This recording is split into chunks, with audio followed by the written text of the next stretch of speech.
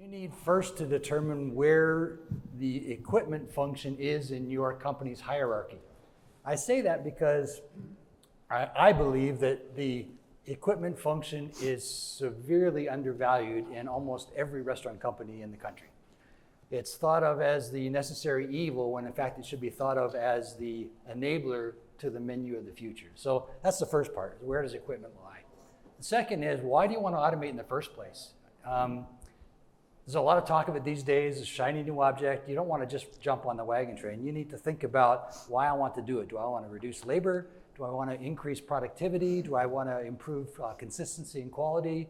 Do I want to improve the consumer experience? You need to understand what it is that you want to accomplish out of that. And the last one would be, how do you want to automate? Do you want to use supplemental automation like Flippy, for example? Or do you want to use complete automation, perhaps like a Spice or a Creator? And for example, if I have a crew member that is able to build 300 sandwiches per hour, do I use complete automation to displace that person altogether and perhaps allow them to do more customer-facing tasks? Or do I use supplemental automation to allow them to do more tasks while still accomplishing the 300 sandwiches an hour? Or do I use automation to allow them to build 600 sandwiches an hour? So I think you need to think about that in terms of how you tackle it and not boil the ocean when you think about automation. So I would tackle those three challenges as I started to embark upon an automation. I would just say that last point about the kind of helping get productivity out of each employee versus fully automation, I think it's both are going to happen, right? And I think the full automation is down the road a little bit, but it's coming. And in the meantime, we've got to do incremental automation to get there. But, well, this gets into where we're going to be in 10 years, so I'll Sure. It said something that was extremely important there is, in your organization, you got to know where the equipment department, equipment team, equipment philosophy lays within your organization, because Jeff's right on the money. In too many organizations, most of the organizations that we've acquired over the last several years didn't have an equipment team. You know, supply chain was driving equipment, and they're just driving the cheapest and least expensive piece of equipment they can get in, not really driving innovation. And the kitchen's the engine. The kitchen's the heart of the house, as we call it at Buffalo Wild Wings. And so if your company isn't there, where the kitchen is the engine and the kitchen equipment department is vitally important, then you've got to change that paradigm first, because you're never going to get into robotics or automation or whatever if you don't get that piece. Would you explain, with that confluence, if you will, of Grote and the industrial automation and the fact that you're also looking at innovation for Donato's Pizza and making yourselves more effective, how do you transition that industrial automation into the restaurant space? Well, first of all, automation and pizza are kind of in our family blood. So my dad started making pizzas at 13. He bought his first pizza shop at 19. His Donato's, it's Donato's Pizza, and Donato's puts on 100 pieces of pepperoni. So we have a unique problem. It takes forever to put that pepperoni on.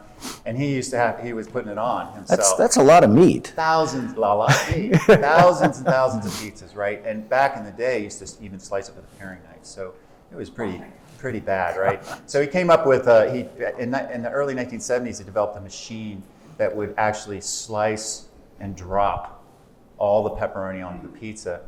And so he went off and started doing that for a while Donato's kept growing.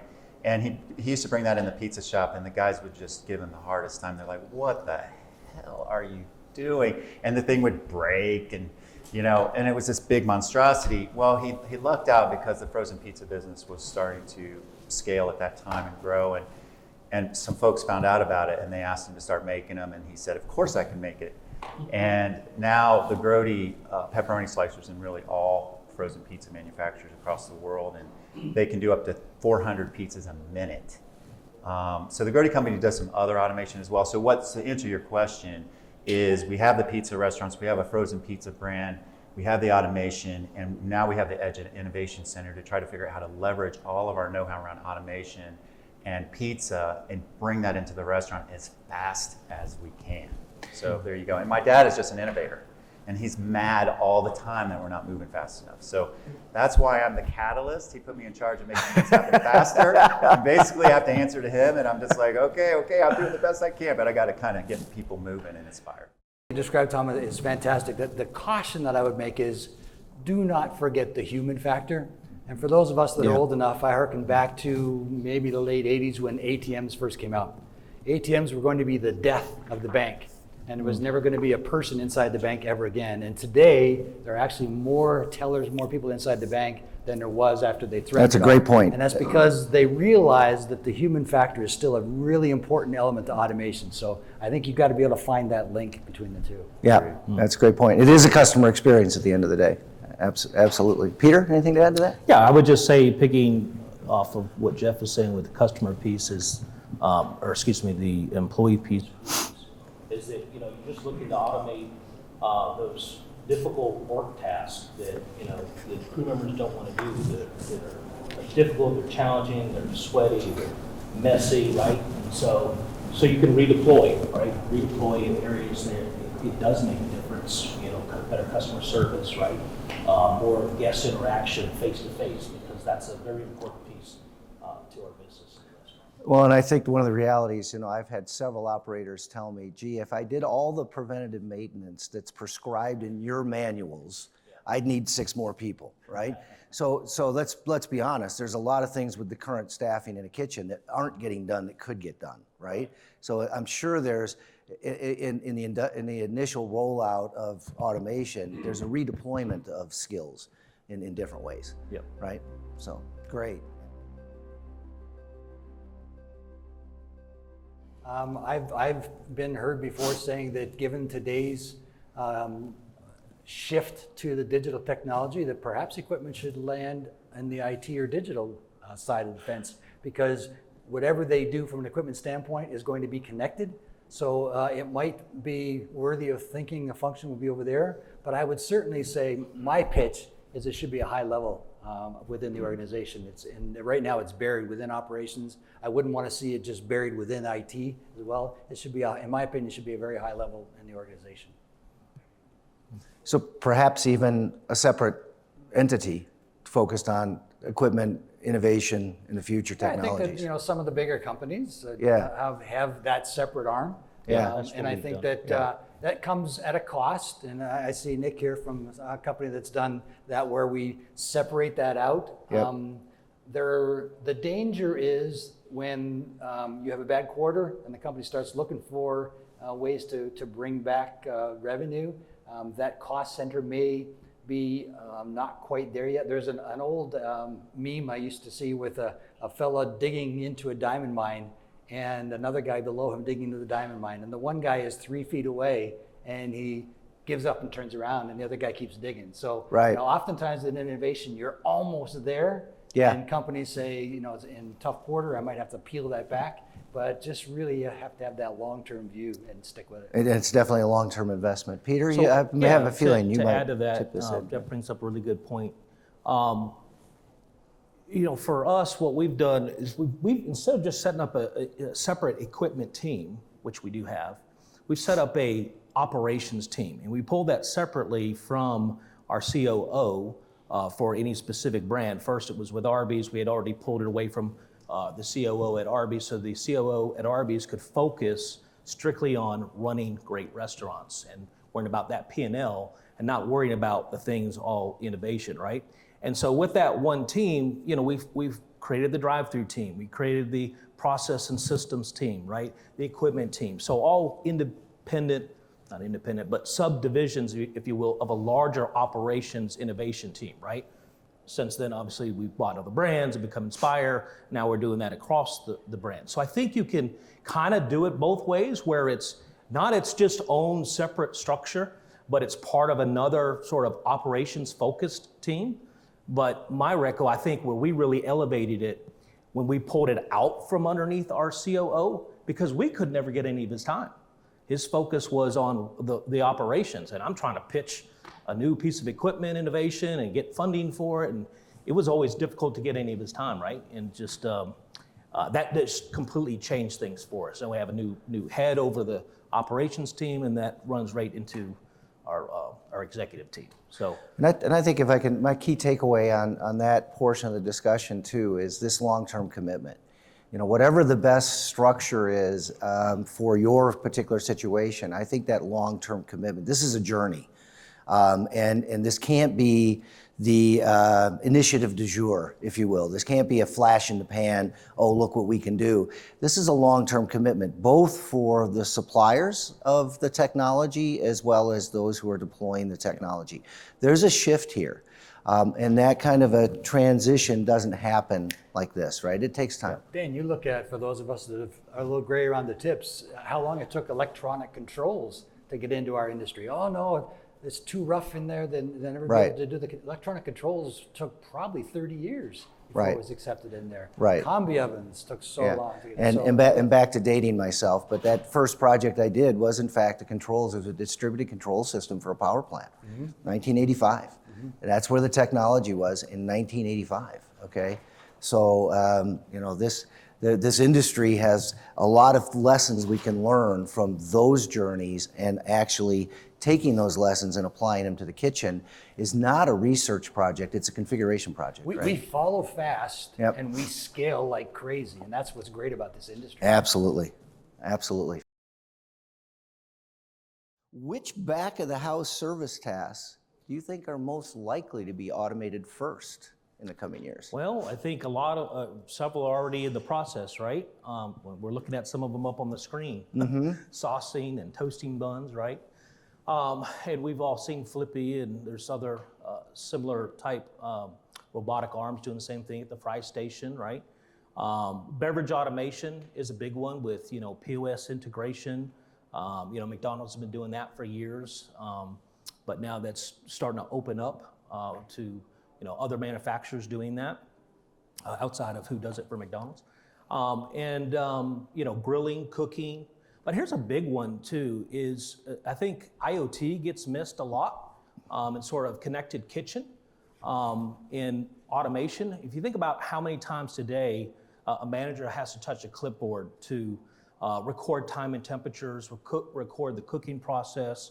We've done some things around HACCP controls through IoT, through a smart kitchen, connected equipment, equipment that is not having to be tracked by a clipboard with the temperature manually, all that being done electronically, right? And that removes real work content out of the restaurants and allows the manager to focus on other things, right?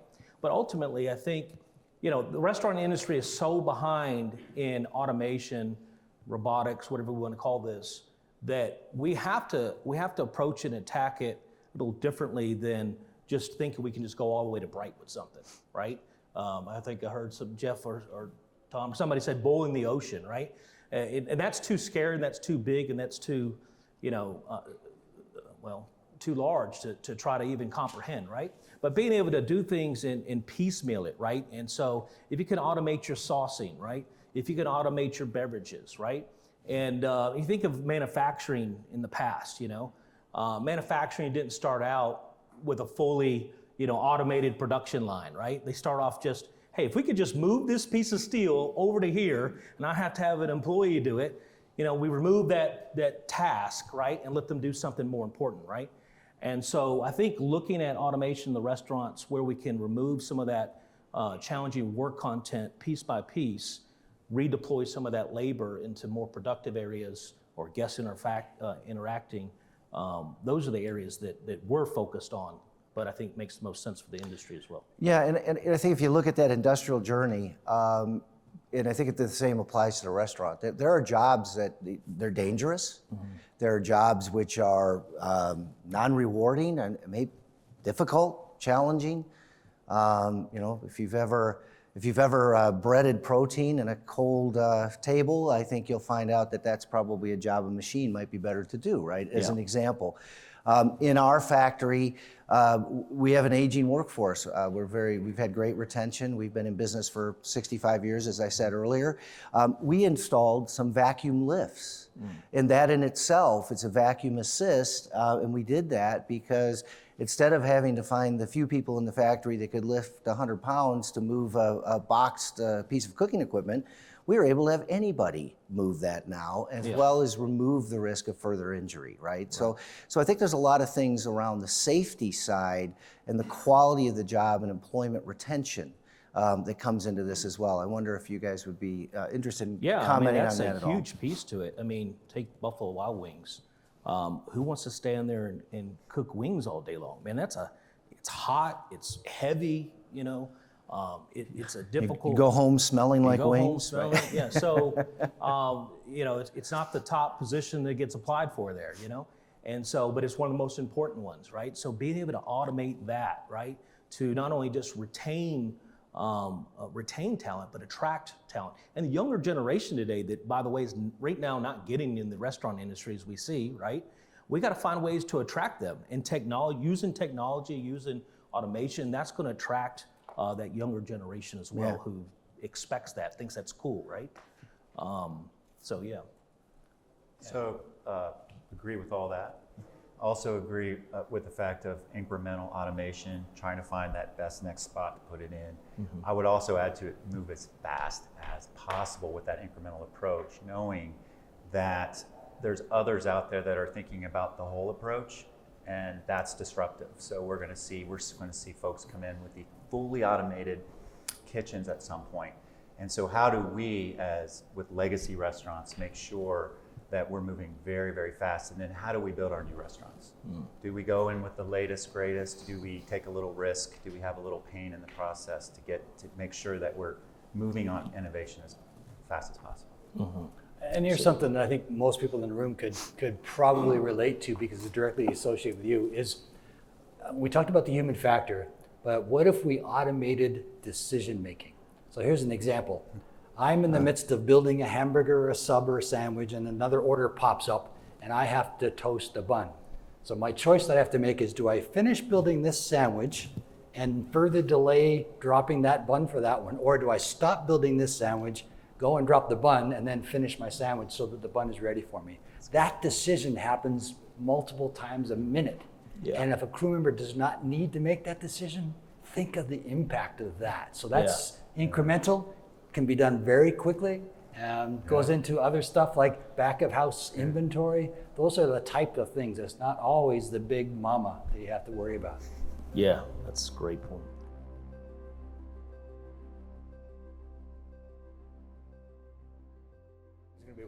A little bit of both? We're taking it in parallel, right? So it's obviously much easier in a brand new store, right? But we got 32,000 of them. Like, so if we really want to get an ROI, it's really, we got to solve for the existing restaurant, right?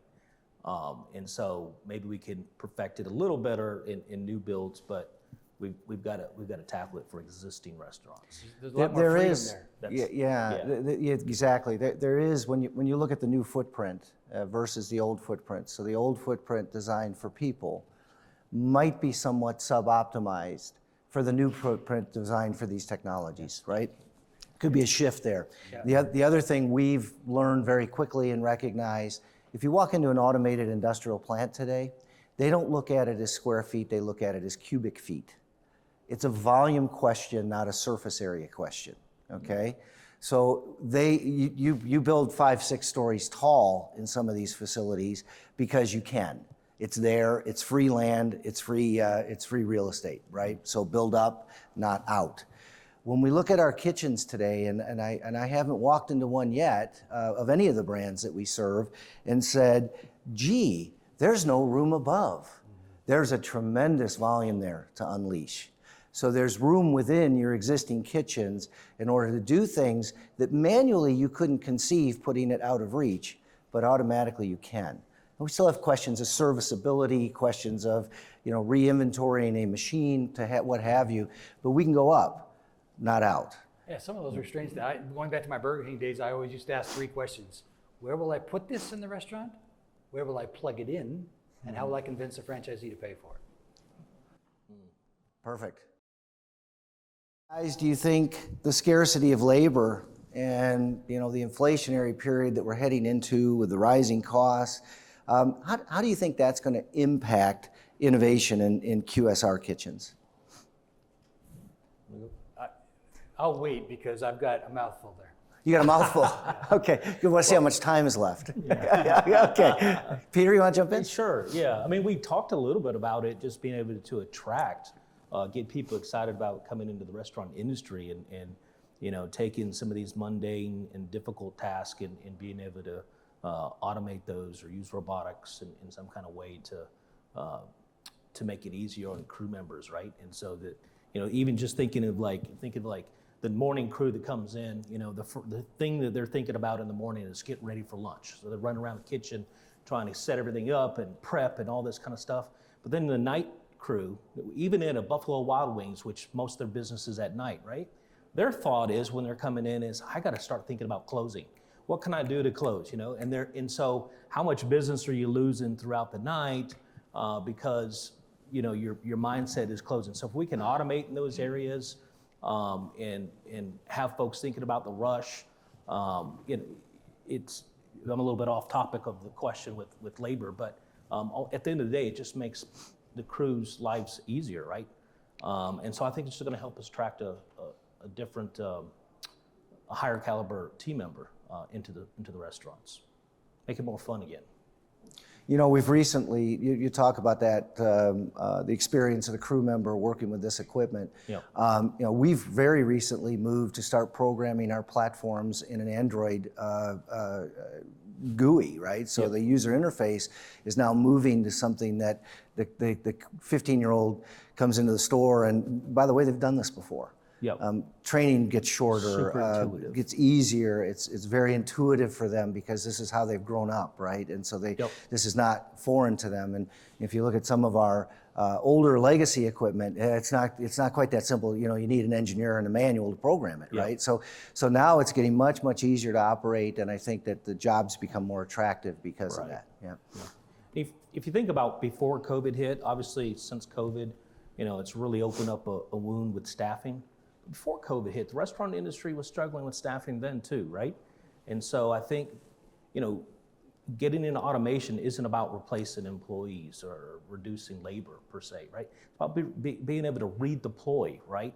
Being able to enhance the operations, increase throughput, right? Things of this nature, consistency, redeploy that labor into better guest interfacing experiences and things of that nature. So I think that's a big piece as well. Yeah, we're actually engaged with a chain today that's looking at their 2035 growth. Yep. And looking at their volume and looking at the square foot of their legacy store. So back to our question from the audience on legacy store versus new stores, their challenge is to hit their 2035 growth with the existing real estate, because the restructure of the entire real estate picture is such a massive undertaking, but yet they have that growth and they have that growing volume and they need to be able to get that output. So they're turning to automation in order to help them with that output, as opposed to looking at the current manual processes, which are limited to the space they have. So. Yep. Thoughts, Jeff or Tom? Well, just real quick, and then you can do your. Then you could, yeah. No, so I think obviously the labor shortage has just been a huge catalyst, right? And we took something that it's probably the trends and crammed them down to a couple years when they were supposed to be, 5 or 7, gosh darn it. Yep. So that benefits folks like us who are working on automation, because everybody's screaming for it because of the labor shortage, but also the other benefits, which just to remind all of us, is the other benefits are consistency, better quality, better food safety, big on the food safety piece too as well, and then training. Gosh, I can now go in. I've been taking people into our test kitchen and having them make their own pizzas, and with more automation, I'm able to teach somebody in half the time, and then it's going to be a quarter, and then all the things you talk about, which are going to help people make the right decisions and make it easier for them on the training side as well, and then bottom line, make it a better experience for the employee. You know, Tom, you raise a really good point. We've seen that in the industrial world in manufacturing. So, manufacturing jobs 20 years ago required a craftsman, an artist, somebody who could form that part or make that component almost with bare hands, right? Today, it's an operator. It's somebody who's calling up the right job and who's telling the machine what to do through those digital programs, right? So that's that same journey. It's the same idea. Great, thanks. And Jeff, you've been writing a monologue over there. I have 2 points, but I'll try to be quick on it. Okay. One is a quick story. 100 years ago, when I worked for Maytag, we contracted Rhode Island School of Design. I have your resume. That was 110 years ago. Okay.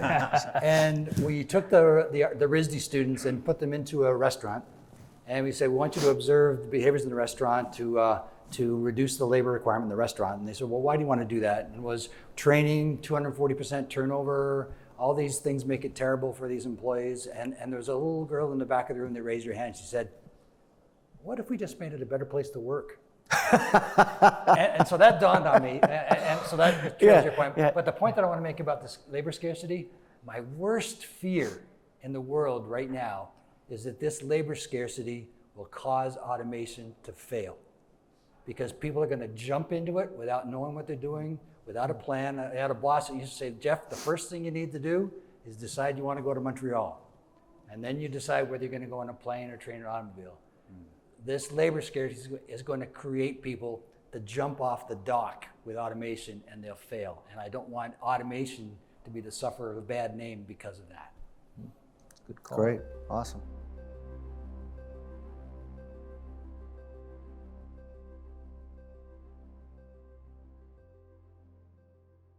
And we need more operators pushing back, right? We need more operators getting interested so that they can push back, because I've had a number of conversations with manufacturers. In fact, in 2022, we're going to start making decisions about spec if you can't get connected, right? Because we've taken a different approach. We have a third-party software that, we have in probably 3,000 restaurants. We have connected kitchens, right? Mostly company-owned restaurants, a handful of, maybe 1,000, 1,500 franchise locations, mostly at Arby's right now, but we're expanding. And so, when I first went to this with tons of the manufacturers about, they all create their own platforms, and you want you to buy their gateway, and so I gotta have 10 different gateways in I'll never get that through IT, number one, and that's super expensive, and not cost effective. It's messy. It's like, are we gonna log into 10 different places to look at these reports and stuff? Absolutely makes no sense. We have one gateway in our restaurants, and so far I've not found a single piece of equipment we've not been able to connect. Now, we've had to do some hardware, third-party hardware stuff to connect to the equipment or put in these Y temps, if you will, for existing restaurants. Not like we're just throwing out refrigeration and buying a connected refrigeration. We do that when we're general replacement. But I think we need a NAFLM data protocol established. If you think about it today, and this is what I say to the manufacturers, could you imagine if everybody's Bluetooth, had a different protocol, and you had to buy, you could only use Bose would only work with Bose stuff, and Apple would only work with Apple stuff, and your TVs and or Wi-Fi boxes and things of that nature were not on one protocol, so that all your computers and your phones and your TVs could connect, and you had to have 10 different boxes in your house. Manufacturers, if you're in the room, that's what you're asking operators to do, and it's not going to happen. Yeah. And that's why they haven't adopted it, because you're making it too expensive. It is so cheap now for them. It's almost just as cheap to have a connected controller as it is a standard digital controller. Yeah. Now, obviously, there's engineering stuff in the background that's an expense that they got to invest into architecture and stuff of that nature. But once that's done, it's just as cheap. I got to tip Am I this lying, one in. Nick? Yeah, I got to tip this one in, because as a manufacturer, look at your homes, okay? You buy a $35 device on Amazon, and it'll answer questions for your kids. They don't have to bother you anymore, right? So it's connected, it's easy to plug in, and it works, and it's boom, and it's done, okay? This industry doesn't necessarily need a NAFLM protocol. It needs people that'll work without trying to make something proprietary that isn't. Okay? Yeah. This is a hotspot for me, okay? We can connect anything to any network you put in front of us. That's the truth, okay? Now, there's best practices in security, there's best practices in device security. We need to follow those things. But beyond that, if somebody's trying to make a proprietary play connecting equipment, I'm sorry, you hit a hot point for me, because they're trying to make something unique and proprietary and value added that just isn't. Okay, yeah. It's not. That we're talking about speaking the English language here. It's almost that commonplace. Okay, so it's just not practical to land in one manufacturer's all their equipment. Don't tolerate You're it. not going to do that. Don't tolerate it. Well, so Peter, thank you, because you have a hell of a lot of leverage. Yes. Those conversations you're using. Yeah, 32,000 restaurants says we're heading the right direction, On right? behalf of a 200 store chain, thank Yeah. you. Yeah. But you know, we've developed a saucer applicator, and it is connected, right? Right. And we are actually using the Antunes. Antunes has a digital platform that has sensors for the different refrigeration. See, I didn't even say that. Well, I'm going to give you a plug. because Thank you. Antunes has a digital platform that's agnostic and can take anything. Right. And so we have that in our test kitchen right now. Our saucer will be connected. A scale can be connected. Temperature sensors can be connected. The employee's temperature is connected. They have a food label printers connected, and I'm sure you have all these things as well. Bluetooth probes. How fast can Bluetooth probes for the temperatures?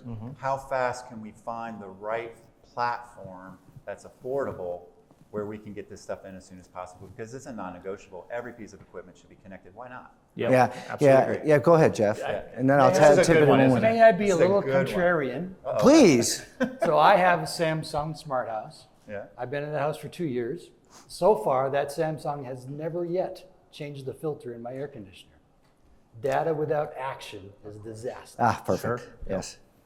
Yeah. Ask yourself why you're collecting the data. What are you going to do? We with it? have technology to call a technician to come out and change it now. So now you're I getting would have to pay into for that? you're getting into equipment. Well, then your equipment breaks down. You're getting into equipment performance, right? And there's an element of that with IoT that we're also Yeah. using as well. Yeah. Then Yeah, you gotta have that was the a great alerts question. and all that kind of stuff.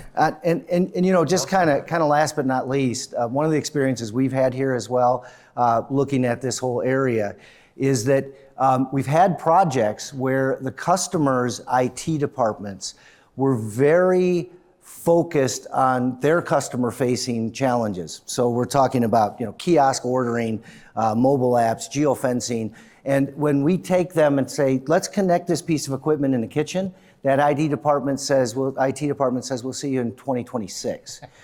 I think the manufacturers also need to invest in that space, okay?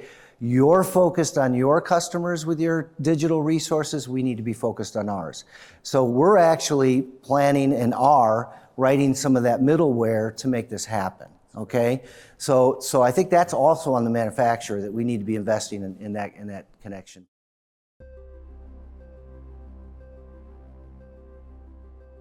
I can speak firsthand that I know a lot of it is, particularly now with geofencing. We can get to the stage where we see a car come in the parking lot. We know that each car in the parking lot equals about 1.7 orders of fries. So I see a lot of that happening now. I've seen it in test in restaurant now. So I think it's going to come a long way now with the geofencing. We've seen, familiar with a chain that we're engaged with on a couple of projects, and I know that they're actually very far along in that journey, and they're predictively cooking and holding as opposed to make to order, but it's kind of that middle ground, right, between make to order and cooking it early enough because they know the demand's coming because the data tells them it is. And that's a very geographically diverse answer. And so the artificial intelligence, the data analytics that's deployed in that is very reachable today. It's not something we're doing as a company, but there are a lot of companies are, and it's absolutely happening. We've also seen people reading license plates on returning customers. So we know the license plate number.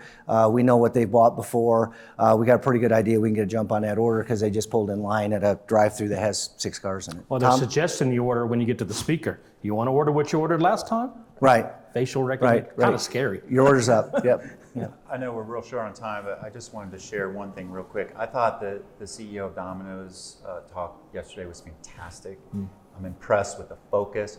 I was also impressed that he brought up values and that those kind of led his organization. And I felt a lot of authenticity and sincerity around that. And obviously something's working because it's amazing, that story. But back to what you said, one of the things we do is we give out this coin to everybody that's associated with any of our organizations. And it basically says, lead with love, use the golden rule, and do the next right thing.